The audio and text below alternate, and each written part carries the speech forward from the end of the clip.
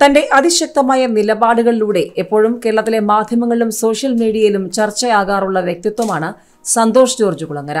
സഞ്ചാരത്തിലൂടെയും സന്ദേശത്തിലൂടെയും നിലപാടുകളിലൂടെയും ഒക്കെയാണ് കുളങ്ങര എപ്പോഴും വാർത്താ താരമായി മാറുന്നത്. ഇപ്പോഴിതാ കട്ടുമുടിക്കാതിരുന്നാൽ മതി, കേരളത്തിൽ വികസനം വരുമെന്നും സർക്കാരിന് കൃത്യമായ മാർക്കറ്റിംഗ് സംവിധാനമില്ലെന്ന് സന്തോഷ് ജോർജ് കുളങ്ങര പറഞ്ഞതിനെ മാധ്യമങ്ങൾ ചർച്ചയാക്കുമ്പോൾ സംസ്ഥാന സർക്കാരിന് മറ്റു ചില ചോദ്യങ്ങൾ കൂടി. കേരളത്തിന് ആവശ്യം ഇനി അടിയന്തരമായി വേണ്ടത് അടുത്ത 50 വർഷത്തേക്കൊരു മാസ്റ്റർ പ്ലാൻ ആണെന്നും ടൂറിസം, വിദ്യാഭ്യാസം, ആരോഗ്യം തുടങ്ങിയ എല്ലാ മേഖലയിലും അത് അനിവാര്യമാണെന്നും സന്തോഷ് ജോർജ് കുളങ്ങര. ലോകത്തിന് വേണ്ടതെല്ലാം കേരളത്തിലുണ്ടെന്നും എന്നാൽ സർക്കാരിന് കൃത്യമായ മാർക്കറ്റിംഗ് സംവിധാനം ഇല്ലാത്തതുകൊണ്ടാണ് അവയെ പരിപോഷിപ്പിച്ചെടുക്കാൻ സാധിക്കാത്തതെന്നും കട്ടുമുടിക്കാതിരുന്നാൽ മതി, കേരളത്തിൽ വികസനം വരുമെന്നും അദ്ദേഹം DC ബുക്ക് സംഘടിപ്പിക്കുന്ന ലിറ്ററേച്ചർ ഫെസ്റ്റിവലിൽ പങ്കെടുത്ത് പറഞ്ഞു.